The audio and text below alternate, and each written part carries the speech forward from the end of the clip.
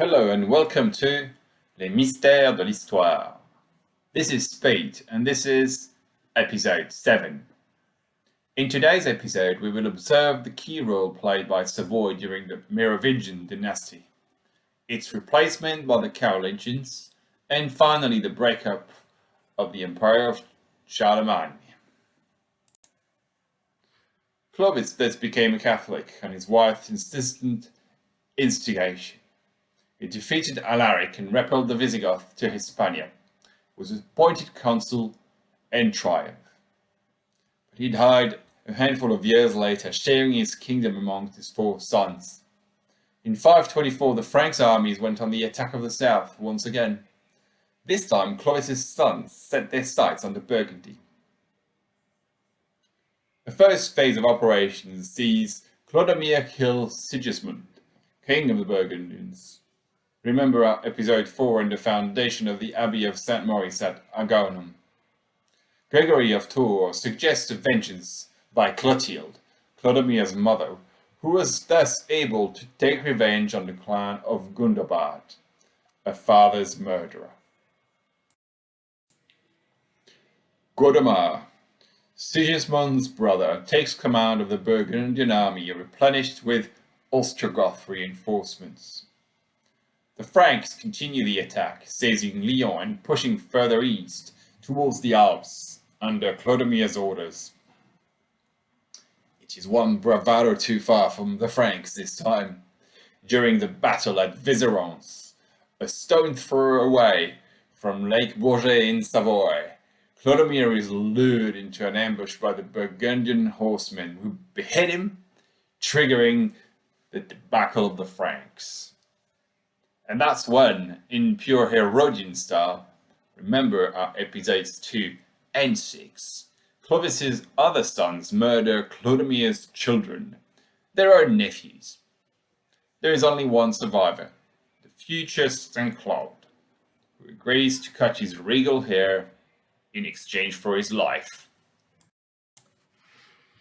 A decade later, around 532, Childebert and Clotaire resumed the war against the Burgundians and sent Godomar on the run.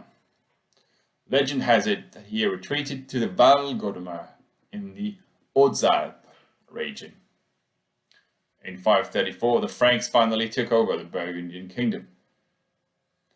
Thierry's grandson died without descendants, as did Childebert, and Clotaire I, the youngest of Clotilde and Clovis' sons, reunited the Frank kingdom.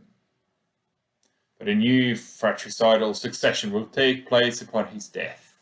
The killings between brothers are common, and this will be one of the distinguishing features of the reign of the Merovingian dynasty until King Dagobert, born around 600, reunites the kingdom. Merovingians who succeeded him were called the Lazy Kings. Indeed, it seems they had very few deeds to their credit over a period of more than 100 years. However, around the time of Dagobert, the revelation of Islam in the Arabian Peninsula took place on the other side of the world. Important territorial conquests ensued for the armies of this new faith, which quickly expanded their territory. So it was around the year 700 that General Tariq invaded Spain through the Straits of Gibraltar, following in the footsteps of Hannibal the Carthaginian and his elephants. Remember our episode 1. Thus he quickly conquered the Visigothic kingdom, devoid of its essence since the end of Arianism from a religious point of view, and plagued by divisions due to the unjust treatment of the Jews of Sfahan. Merovingians lost more and more influence and were gradually replaced by their palace mayors. Thus Charles Martel became the most powerful man in the kingdom, and the hairy kings were merely his puppets. Especially since in 732 his army put an end to the incursion of the Muslim armies into the kingdom of the Franks at the Battle of Poitiers. This is, of course, the founding moment of the Carolingian dynasty, also known as the Pepinids, after ancestor Pepin. The new masters of the Franks are working to legitimize their power. as usurpers who have dethroned a dynasty of sacred kings. The task is not easy. But that's counting without the great Charles, son of Pippin, grandson of Charles Martel, a statesman whom Pope Leon would crown emperor in Rome in the year 800. Having to face on the one hand the Umayyad Caliphate in Spain, and on the other hand the opposition of the Eastern Roman Emperor of Byzantium, Charles the Great, also known as Charlemagne, is at the diplomatic maneuver with the Abbasid Caliph of Baghdad, Harun al-Rashid, also in search of his own legitimacy. Several embassies were exchanged, alliances sealed, and joint military expeditions set up, until finally the Sultan entrusted the Emperor with the guard of the holy sites of Jerusalem. Charles the Great thus becomes defender of the Holy Sepulchre in the year 807.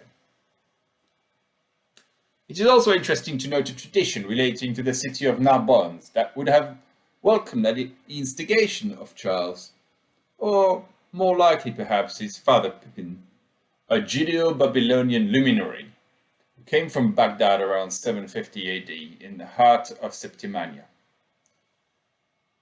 This is the Makir who had rank of prince and called himself, along with his descendant, the King of the Jews of Narbonne.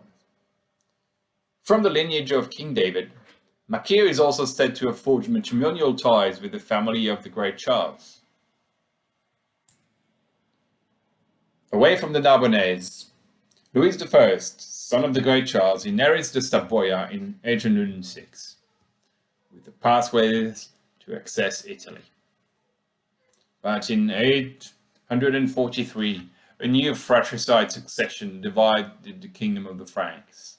The Treaty of Verdun divided Charles' empire into three parts, of which came contemporary France and Germany, with a strange country as their middle, the Kingdom of Lothair.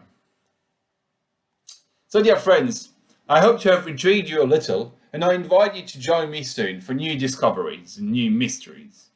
Cartago, Delenda Est.